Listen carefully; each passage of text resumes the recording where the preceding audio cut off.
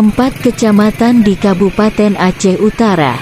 Rabu, tanggal 17 November tahun 2021, sekitar pukul 5 waktu Indonesia Barat, subuh, kembali dilanda banjir sehingga ratusan rumah warga di Kecamatan Matangkuli, Tanah Luas, dan Pirak Timur tergenang banjir.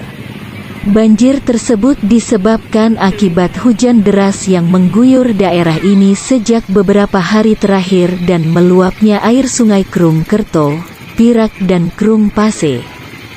Ratusan kepala keluarga dalam 4 kecamatan tersebut terpaksa mengungsi karena ketinggian air di pemukiman warga mencapai 80 cm hingga 1,5 meter.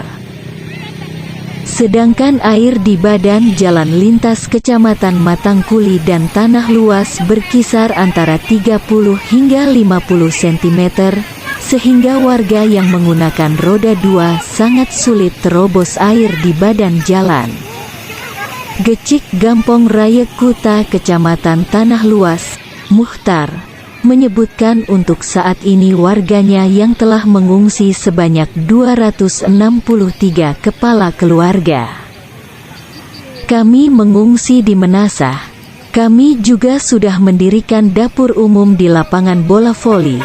Sedangkan musibah ini sudah kami laporkan ke Muspika Tanah Luas, dengan harapan bisa menyalurkan logistik.